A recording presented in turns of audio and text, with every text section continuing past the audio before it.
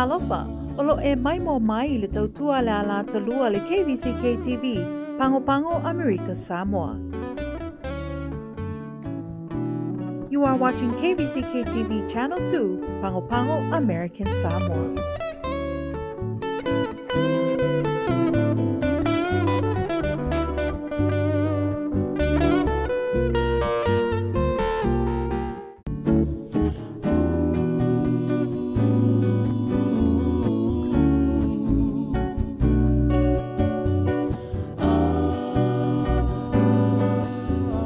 Talopa, olo e mai mo mai le tautua le ala talua le KVZKTV, Pango Pango, America, Samoa. You are watching KVZKTV Channel 2, Pango Pango, American Samoa.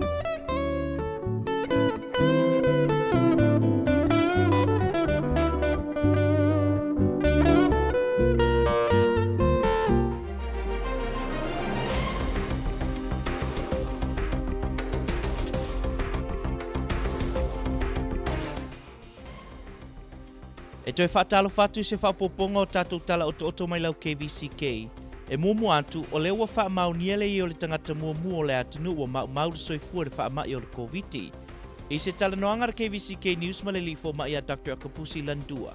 Na ia tā ua i e wha apea o leo wa maliu o se ali sa o atu mau to ngase mo siaki o na ngase tu mau. Ai petai no u whai siaki o le COVID. O inana mawai wa afia ia unga o le COVID. I le teimina whai ai le siaki o le COVID. Na ilo ai e fo mai a unga o le tale, wha apea ma le fiva. I le taimi lea na whai ai lotong fitinga. O nolo o maua i wha maunga mo to ngase o leo wa maliu e iei o na ngase tu mau. O le situ na sauno i eile ali i fo mai. O le tamaa e telo na ngase tu mau. E peo ngase o le fatu, o le ate, toto mawalunga. O le suka wha apea ai ma le manu anga ilo na vae. Ma o le mafu anga le na tau fia ilo o i e le vae anga tau fia ai ma i o le COVID. Na te ai tua leo wa maliu i le mai ai o siaki. Na saunoa lantua, na malo si lava i le to iaini fōlinga mai, na vaaia, ai petai o ana pō na toi au ina tuai le mauto ngase, ma umai lava lo na soifua. O le tai au nei na whailoa i le fionga le kovana le manu pare poisi ale ngā maunga. Leo lua i tangata o mau soifua ma maliu o no le wha mai o le COVID. Whailoa i le kovana, e leo se tūlanga i maa mai le malo malo na tūlai mai le nei vai teimi lea tūlanga. E peo na sila fia le atunuu. Ua tele tūlanga na wha tūlanga tālu mai le amatanga o le tāpenanga ai pitai, na whautua ina e whai atui ai pitai, na tau mawhai ina ia awana i ofi mai le wha mai ma pepesi le territory, ma o lo ngā lulue malo si le whai ngā malo wha atasi ma le sosoani o le malo federale. E ui le tau mawhai ngā le malo, au tūlanga wha pene e le fuafua ina le tangata, ma e le mailo le teime tūpu ai, ma e mautinoa lava i wha maumaunga ma tūlanga o lo tutupu mai atu e mamau, o isi nei o anga o le wha mai, e le ngato le tele o suinga, ai ua i lava i le maliu ma le oti. Ua ngā lulue lau whai ngā malo, le malo lo, whesoasoani mai fōi i le malo tele le tātou tam whainga. Awa lava le puipuinga o le nei wha mai si o tātou o tenu. Sa ngā lulue lava ma le wha moe. Ia awane i o mai tūlanga whainga tā, isi o tātou a tenu a wale nei wha mai. Ai peitai a America Samoa.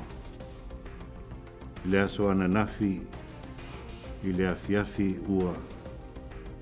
Mawai se tasi o ta maa si o tātou a tenu.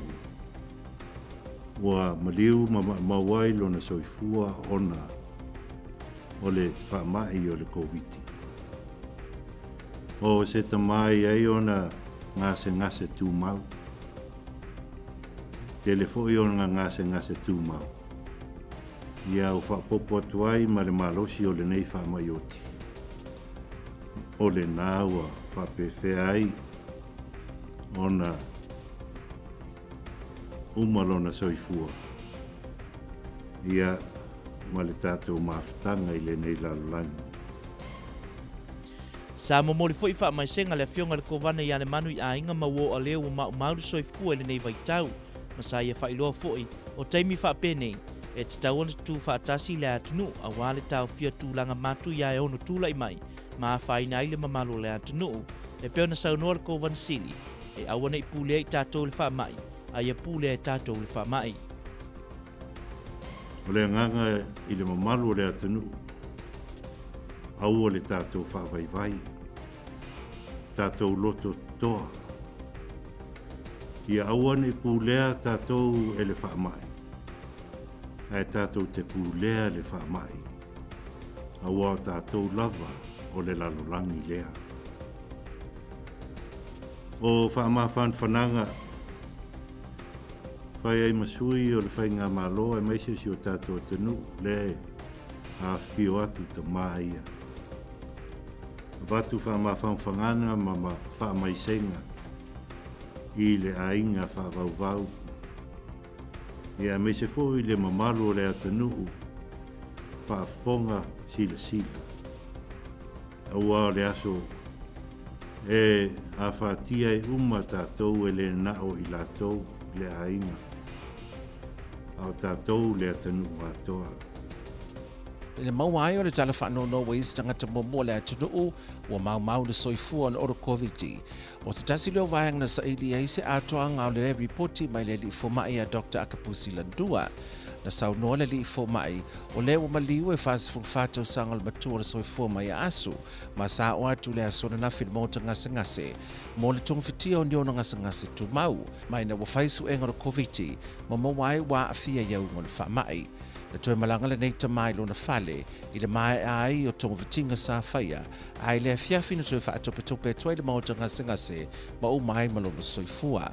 Na ta ua le li fo mai, o whainga nei o le wha mai o le COVID, o na yeita ngata ye ngase tu mau, e o na mau ai soifua, pe a whaia maua iau mo le COVID. I le mawai la o se tangata momo le atunu o maliu le COVID. O se tasi leo vaenga na sau noa ma whaalau I loa, e le afionga le lutena kovana I atala wenga la vai asonei, I le teimuna ma le whanontanga ma le autu stala. Na sau noa tala wenga, o le atu mau peo na si I le tūlanga o tangata e a afia iau mo le COVID, o na o le pipisi wa iei nei le whaamai. Na ia tā ua fo I atusa masuusu enga ma whaamaumaunga mai ia li imata mai tai fo mai. O le numero tangata o le atunu wa afia iau mo le COVID, le atu mau peo na halu ilunga, mai o atu le whai unga le masina nei, whaasolo atu ia aperila, o mawalunga tele se au whai o tangata wa afia.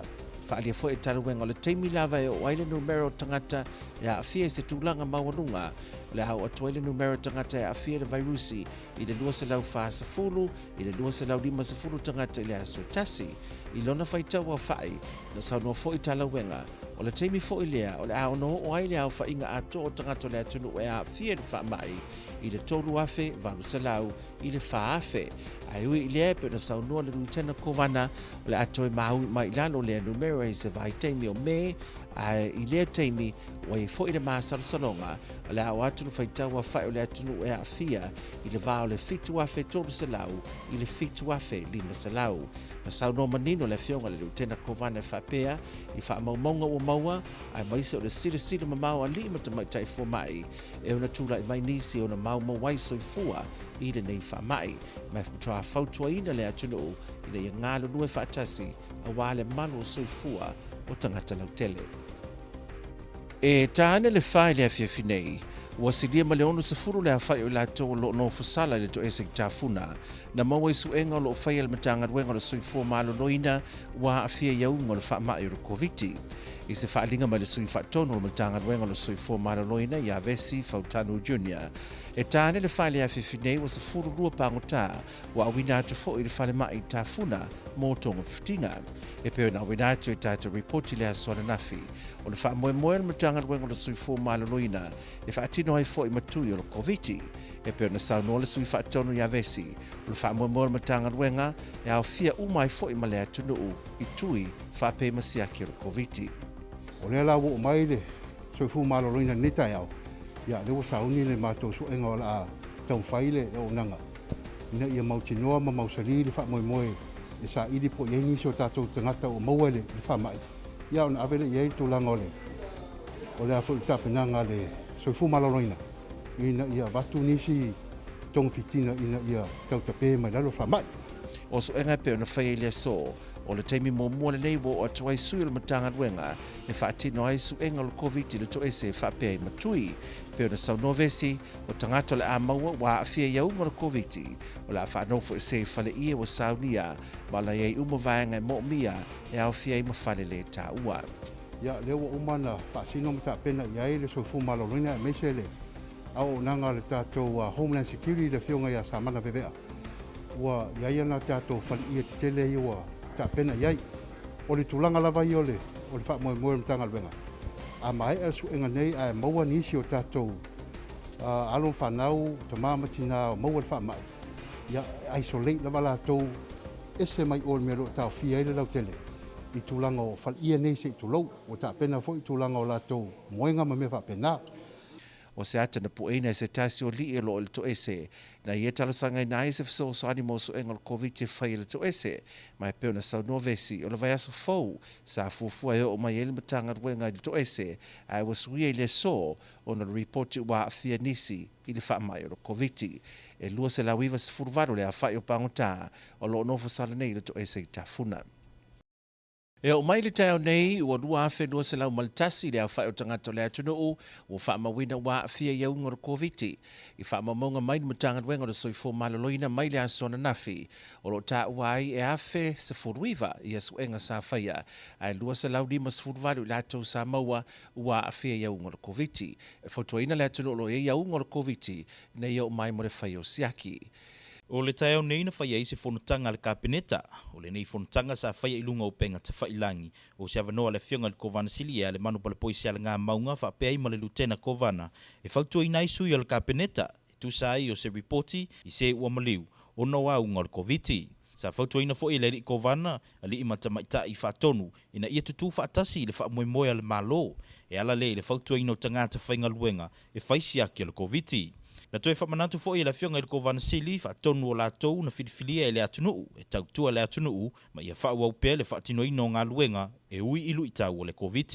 O te au fo i lava lea e tasi, ma i le lutena kovana, ma le tamao le atunuu, e whionga i le mauputasi, i a maunga tasi a suenga. E tolu ni pisi nisi ua whaalia mai le matanga ruenga ra soifua maloloina na lātou tāpunia i le aso ananafi o no le leusta i o polo inga e tāpunia i pisi nisi ua whaingoina o non-essentials, se i vangana ai ua avi se talusanga male fuafua e te tala ai mapui ngore COVID. O nei pisinisi o le whale o tiulu o Branda inu uli, o le whale o tiulu o Vogue inu uli, whaapea ai ma le Samoa Sports Barbershop i le Bowling Alley. Na saunora whatua ia Aileen Solaita, o nei pisinisi ua te tala iau noa ma se whailo mai le komiti o le COVID. E whaatanga ai o na te tala, e te tau na talusanga le EOC e tau iai le manao, o se fuafuanga po se plan e tau mai iai, a whai e te tala o fuafuanga whaunei o le a whaia, a e peitai o pisinisi wa tāpunia, e lātou tele i usta ia lea tūlanga.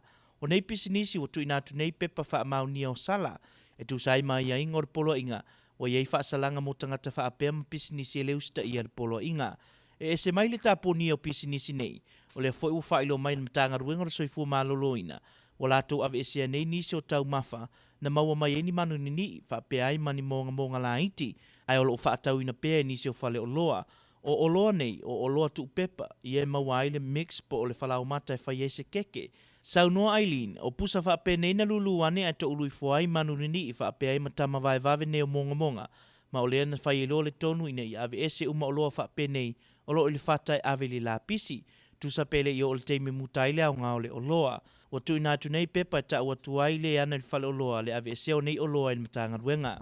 Tala le Pasifika e muamu atu i pia. Ua matua i wawe le whaatupula i o whai numero tangata wa afie ia unga le COVID tu tonu Samoa. Ma ua whase lau ono sfurufitu le whaitawa o whai o tangata ua whaamaunia. Ua maua ia fia ngā le whaamai. Sa whaamontino mai le minister se fo maloloina le au whai o tangata i upolu ua afia. E whase lau lima se furufa a se furumani tolu tangata mai sa vai wa afia i le COVID. E leo iei lava se tangata wa afia mai a polima mamanono mo le taimi nei, sa saunofa te tamai tai pale mio Samoa i afia me Naomi mata afa i le tūlanga mo Samoa atoa. O le afa ua wina pea le tāpunia ai o Samoa atoa mo le silua vai aso o le vaenga tolu. O se reporti mai le minister se fo maloloina o le telo tangata o lo afia i le COVID. O le se fulu lima nga i le se fulu iwa, ma le lua se fulu lima nga i le lua se fulu iwa tausanga le mātutua.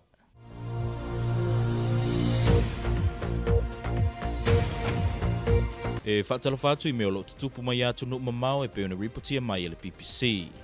Sa toi whailo mai e Raphael Croci o le malo au whaatasi le manao mia vave o na awina atu ni tangata e fsoswani whaatasi ai ma mea whainga luenga ina ia puipui ai vaenga lo iai niukili a le malo o Ukraine. Ma ia saonga le mu le atu no umai ni whalavelave o no tulai mai. Ta ue Croci o lona popore tele I le tulanga lo whengai nei ma Ukraine. Sa ia whailo foi lo ia ngalue nei ina ia maua se malilienga e saungia lea I tulanga tau teknolosi. A wale saonga le mu ma le malo puipui o ngaluenga o lo whaia inofanga lo iai niukili a Ukraine. E le mwhai ona wha maua le taimi e pei ona whailoa mai a Croci e tatau loa ona whaia singa yoinga. E se fulu lima tulanga o lo iai pomu niukilia o wha tulanga Ukraine e o fia ai ma Chernobyl. Lea na tula ima iai se whalavelave ma tau tele e le tausanga tasi a feiva se lau varu se fuluono.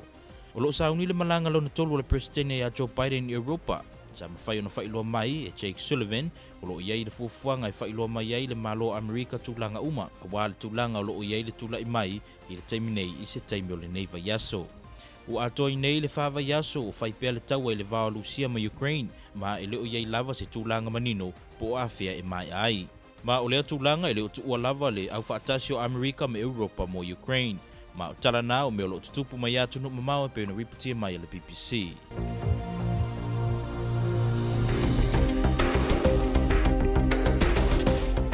Tala tau mo Amerika Samoa. Ona nei o I le aso tofi ma tele ina woa e ta ape solo timu ma lue varu se fulu e vela I vasfutasi sa vili angi le rautasi o le sfulu mai la li tula. Po le aso tofi o I le po le aso whareile ma tele ina woa e to ulu timunga ma lue fituiva e vela varu se fuluiva sa vili mai matu se sae o le sfulu mai la li tula.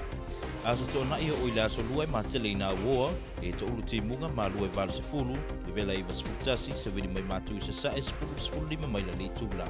Ma tala na o tau soifua.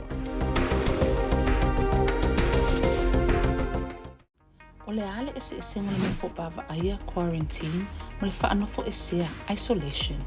A whai o masalo mea o e whisia le whaama e le COVID-19 iwa.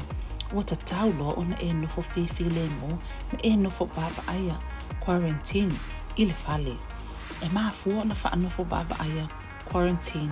Se tasi e se maa salsalonga ono a fia le COVID-19 iwa ina ia tauma mau mai isi tangata e ono pisi atu ia le whaamai. A whai ua whaamao ni alo wa a fia le COVID-19 iwa ua alanga tatau na whaanofo esea isolate o e mailo ainga e tusa lava peleeni a unga le whaamai wali ai. E maafua na whaanofo esea isolation se tasi ua whaamao nia ua a fia le whaamai ina ia tauma mau ese mai isi tangata e ono pisi atu iai e o lava I tangata tō tino nofo whaatasi ma tangata o le tō ainga. Tutu whaatasi, pui pui Amerika Samoa, protect as one.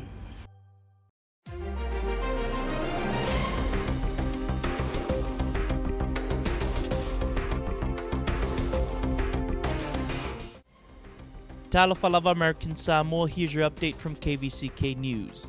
Sadly, American Samoa had its first death linked to COVID-19 this morning. The death was a man in his early 40s from Maasu, who had been seen at LBJ Hospital yesterday with symptoms of cough, body ache, and fever. According to Dr. Landua, he has been seen at LBJ due to his comorbid conditions. His comorbid conditions, said Landua, include congestive heart failure, abnormal liver functions, and a leg infection that quickly became a chronic infection. On the day he came to the emergency room, he was conscious, he was oriented, he was ambulatory. The diagnosis that was made after he was being seen was heart failure, respiratory infection, leg infection, and also COVID-19 infection because he was tested positive and with symptoms. So he was treated with our monoclonal antibodies that we have as a treatment for COVID. He met the criteria to be treated as an outpatient. He was assessed again after he was being seen, after he was treated. He was referred to the internal medicine service for review and for assessment. So he was seen by the most senior and experienced physician in that internal medicine inpatient department,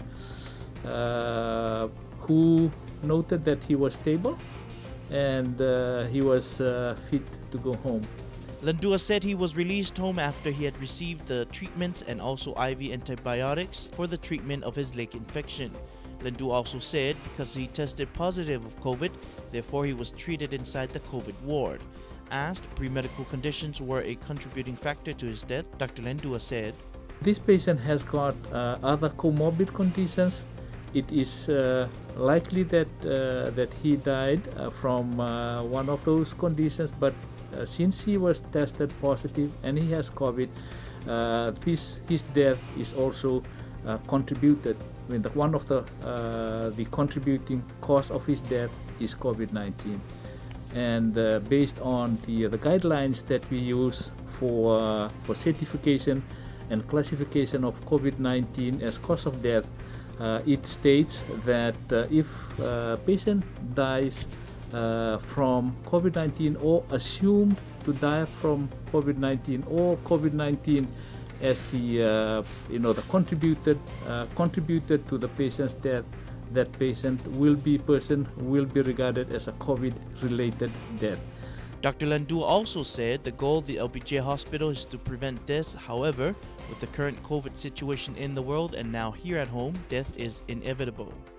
Been informed about this, that in all other areas, in all other places that have COVID-19, death is something that is inevitable, but we try and prevent and minimize as much as we can. During a special live telecast address on KVZKTV this morning, Governor Lemanu conveyed his condolences to the family of the deceased on behalf of the government and the people.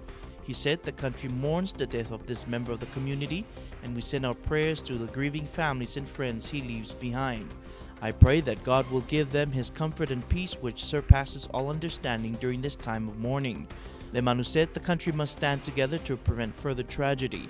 Let us take control of the deceased and not the deceased take control of us, Lemanu said. Governor Talawinga this week warned the territory to brace for a worsening COVID-19 situation driven by the spread of the more contagious Omicron variant, which has led in recent days to a spike in coronavirus cases in the territory.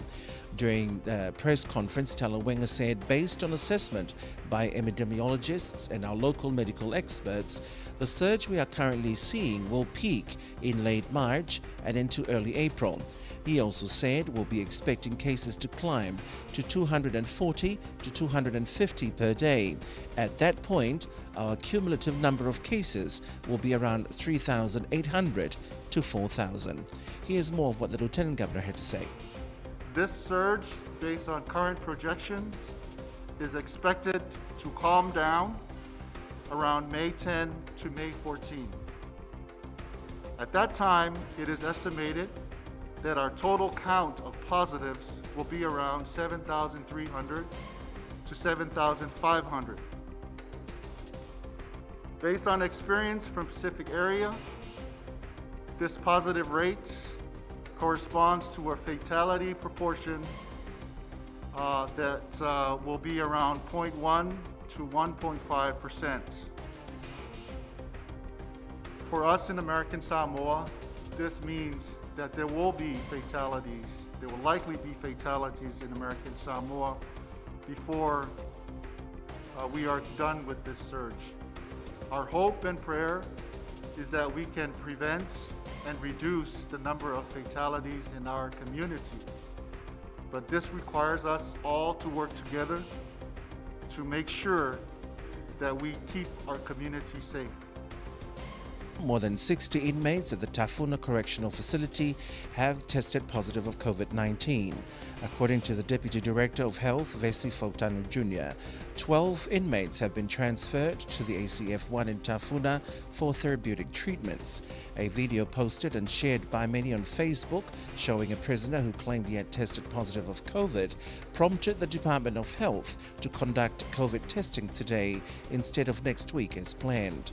Vesi Fautanu Jr. also told KVZK News, prisons all over the world continue to be breeding grounds for COVID-19, and the Department of Health is doing its best to contain the spread spread of COVID amongst inmates.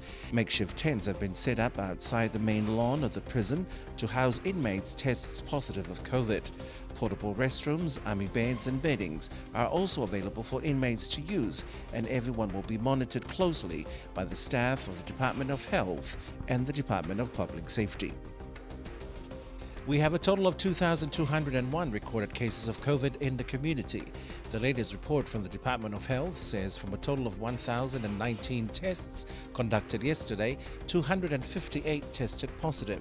DOH urges anyone with symptoms of COVID to get tested. A special virtual meeting of the Cabinet was called by the Governor Lemanu this morning to inform directors of our first COVID death and also give an update on the current COVID situation in the territory. Governor Lemanu advised all the directors to keep pursuing the government's work despite the challenges of COVID. Lieutenant Governor Talawenga and Secretary of Samoan Affairs, Maungatasi Asuenga, also echoed the same sentiments, saying work practitioners should work in collaboration with managers and employees to transform the challenges brought on by COVID-19 into opportunities. A total of 3 businesses have been warned or cited for operating without COVID-19 certificate approval and safety plan. According to Eileen Solaita of the Department of Health, the 4 businesses closed yesterday are Brenda's Barbershop in Nu'uli, the Theater Complex, Vogue's Barbershop in Nu'uli, near O&O, and the Samo Sports Barbershop in Tafuna around Bowling Alley. Mrs. Solaita told KVZK News there are exceptions set out in the governor's declaration to allow non-essential businesses to operate, and that is business owners are required to submit a request for opening and a safety plan. Mrs. Solaita did not say if these businesses will be issued with fines for violating the declaration. The declaration says any person who violates the requirements of this declaration or violates a quarantine or isolation order issued by the Director of Health or his designee may be charged with a violation of the American Samoa Code annotated 130323 or 464703. Apart from dealing with businesses violating the declaration, Mrs. Solaita has confirmed that the DOH has received a number of complaints from members of the public about cake mixes and brownie mixes with weevil bugs inside. Mrs. Solaita said they've removed the boxes that customers have already complained about. However, when assessing other cake mixes that were still on display, it had evidence of weevil bugs and roach crawling in boxes and on linen materials. All of the remaining cake mixes were removed from shelves, though not expired for fear of weevil bugs. The assessment report by DOH says bugs and roaches dropping from inside of boxes when tapped on the table or counter. A final warning has been issued to the shop owner. Items seized will be disposed of properly. COVID case numbers are rising rapidly in Samoa, and there are now 467 confirmed. The Samoan Ministry of Health confirmed 454 cases on Upolu and 13 cases on Savai since the first case of community transmission was reported last Thursday. There are no active cases recorded for the islands of Manono and Apolima. Prime Minister Fiame Naomi Mata'afa has announced the extension of the nationwide Alert Level 3 lockdown for another 2 weeks because of the rapid spread of COVID-19. 11,588 COVID tests have been conducted in Samoa since last Thursday. The Ministry of Health reported that 15 to 19 years and 25 to 29 years old have reported the highest numbers of positive cases.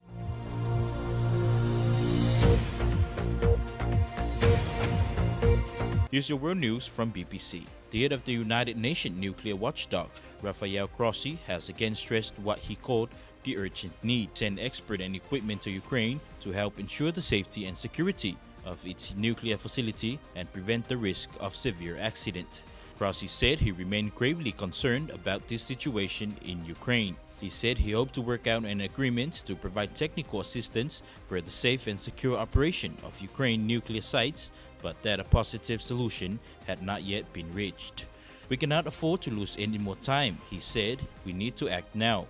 Ukraine's atomic facilities include 15 reactors, as well as Chernobyl, the site of the world's worst nuclear accident in 1986. President Joe Biden is taking his 3rd trip to Europe as U.S. president at a moment of international crisis.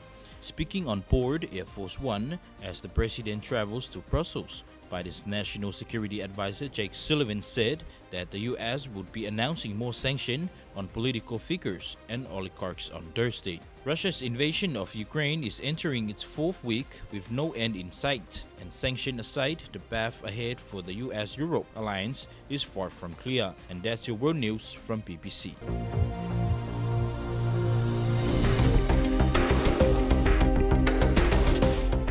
American Samoa, here's your weather. Tonight through Thursday, mostly cloudy, scattered showers, lows around 80, highs around 91, variable winds up to 10 miles per hour. Thursday night through Friday night, mostly cloudy, numerous showers, lows in the upper 70s, highs in the upper 80s, variable winds up to 10 miles per hour. Saturday through Tuesday, mostly cloudy, numerous showers, lows around 80, highs in the lower 90s, northeast winds 10 to 15 miles per hour.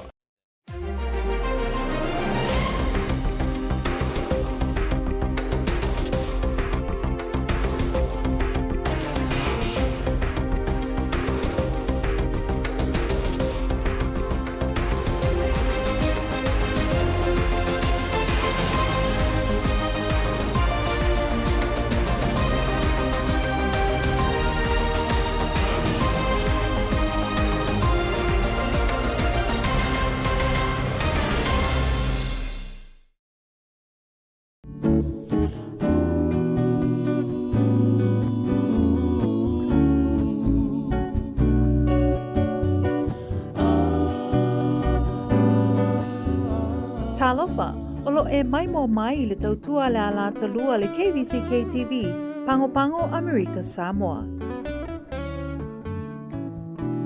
You are watching KVZKTV Channel 2, Pango American Samoa.